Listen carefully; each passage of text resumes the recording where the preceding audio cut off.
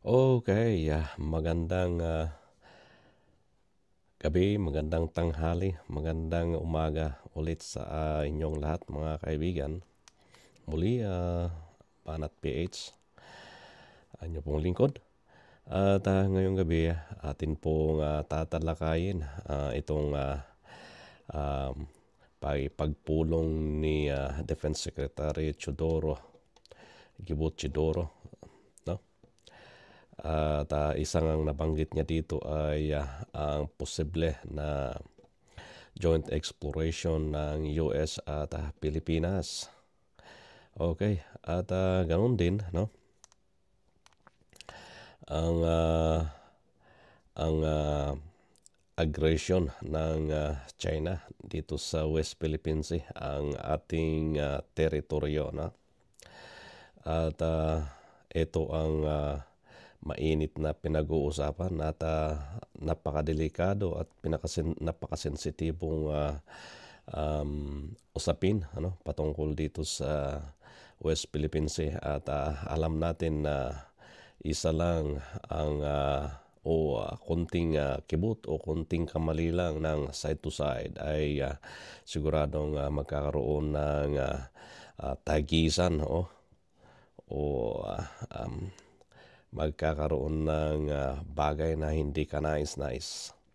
At makikita natin ang reaksyon na medyo hindi masaya si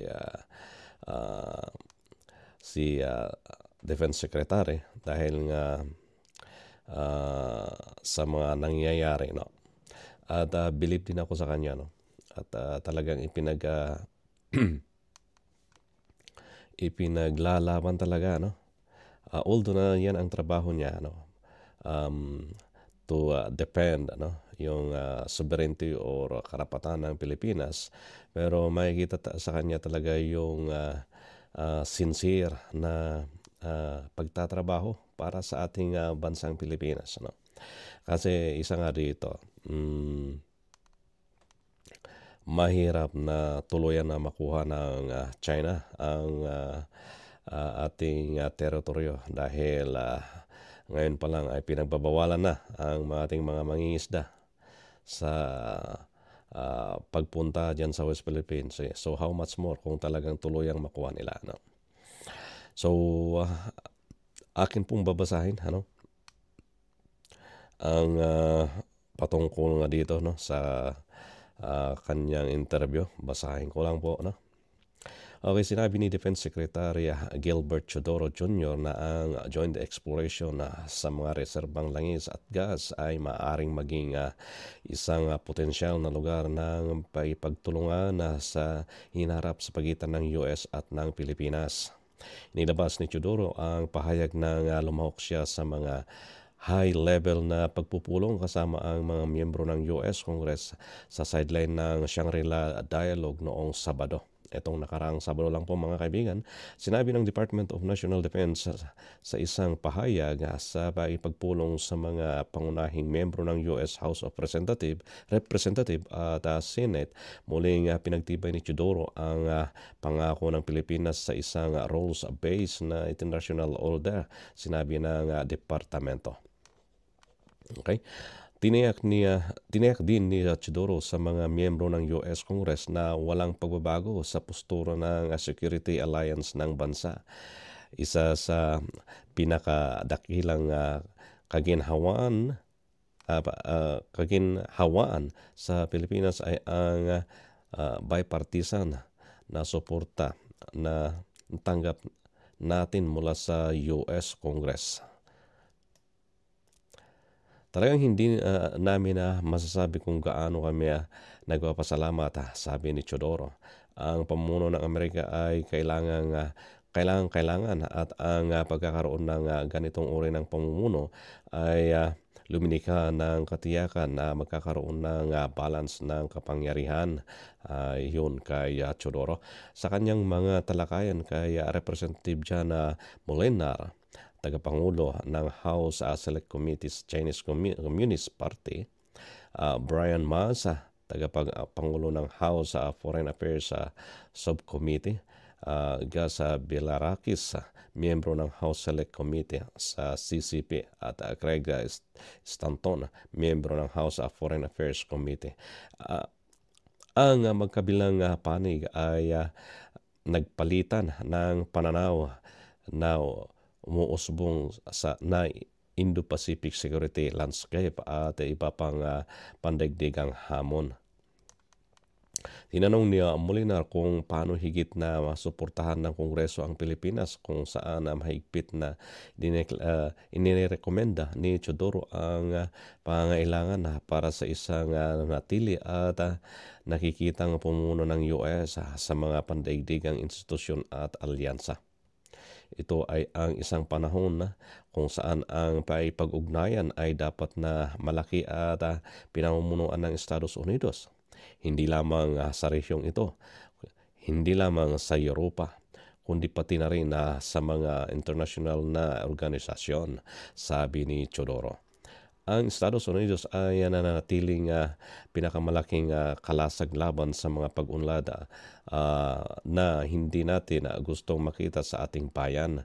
Nagsagawa rin siya ng hiwalay na pagpupulong kasama sina US Senator Pete Ricketts at Tammy Duckworth na tinitiyak sa kanya ng patuloy na suporta ng dalawang partido at muling pinagtibay ang pangako ng Estados Unidos na panatilihin ang pangmatagarang relasyon nito sa Pilipinas.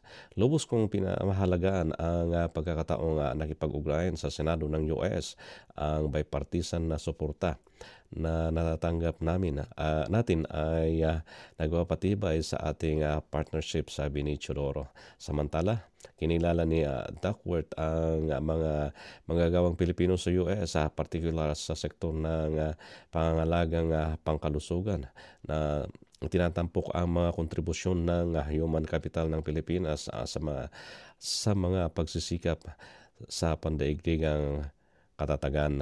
Okay? Yun nga mga kaibigan, at mininam natin o hindi, kailangan talaga natin ang tulong ng US para maipagtanggol natin ang ating sovereignty o ang ating teritoryo, no? At kailangan din ang mga kaibigan natin sa Europa, no? Dahil alaman natin, nakikita natin yung ginagawa ng China ngayon, ang walang humpay na pambubuli sa ating mga kababayan, ganoon din sa ating mga Navy, no? So maganda at kung matutuloy nga ang exploration ng China ay ng US at Pilipinas, kahit papaano maingimi ang China na buli-bulihin ang Pilipinas. At ito lang mga kaibigan, sa mga susunod siguro kaya ang Pilipino dapat kailangan niyang mamili ng susunod, piliing mabuti ang susunod na maging presidente ng Pilipinas, ang presidenteng na ipagtatanggol ang sovereignty o karapatan ng Pilipinas sa ibang mga bansa na gustong umagaw sa ating teritoryo, no? Kasi nakikita natin paano na lang ang titignan natin paano na lang ang ating mga mangingisdang Pilipino kung tuluyang mawalan sila ng lugar kung saan sila mangisda, no? So imagine natin ang mangyayari. Dahil ngayon pa lang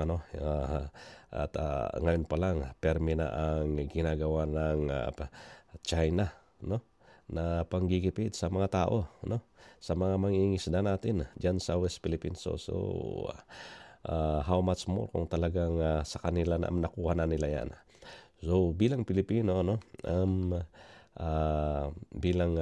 Pilipino at kung talagang nagmamahal ka sa Pilipinas, piliin yung mga mamumuno na susunod na talagang kayang ipagtanggol ang ating teritoryo.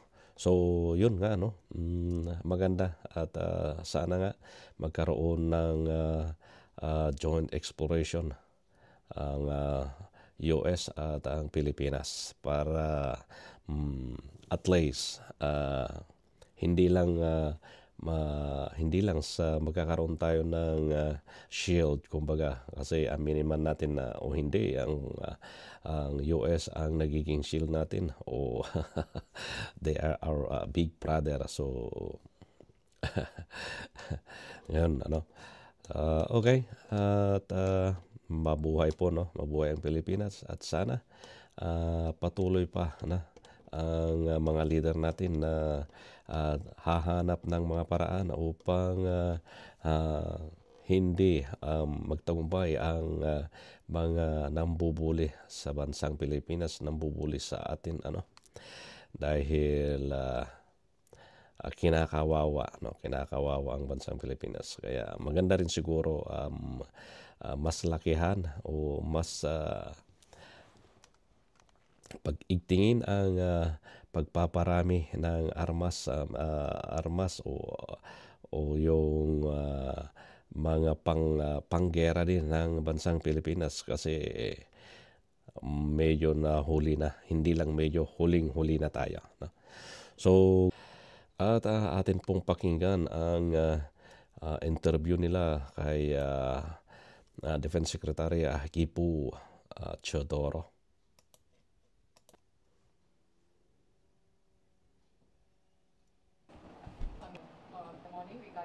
It's undeniable.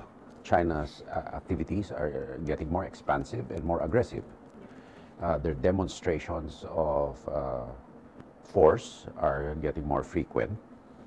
And in the West Philippine Sea, we are getting used to their activities, but they have expanded the areas where they are doing it, to include their exercises of Australia and New Zealand, and in the eastern part of our east, in the Pacific Ocean. The international order to one more favorable to them. What are the conditions that I feel would make engaging in a defense sphere with China plausible? First, they have to renounce their narrative that the 9-dash line, a lot of which is even beyond the outer boundaries of the EEZ, as close as 50 kilometers away or 60 kilometers away from our shores. They have to renounce it as non-negotiable and as indisputable sovereignty and jurisdiction of China. To the US, as a country that's close to the US but also has... Secondly, they have to prove beyond all reasonable doubt good faith. Third, they have to renounce the subterfuges that they use in order to try to reshape the international order to one more favorable to them. Fifth, to stop all nefarious activities to try to subvert our society. Are you disappointed that you couldn't see more Chinese? Okay, yun nga, no? Yun yung mga sinabi ni Kipu Teodoro. At tama, no? Na kailangan na i-stop ng China. Itong mga insekto talaga, no? Ang hirap. Kung nasa palayan lang to, nakikita, sprayan na lang ng insecticide. Ala, okay, sige. Ganun nga, no? Suportahan natin ang ating mga namumuno na talagang taas noong ipaglaban ang ating sovereignty o ang ating teritoryo. Okay, mabuhay po kayong lahat.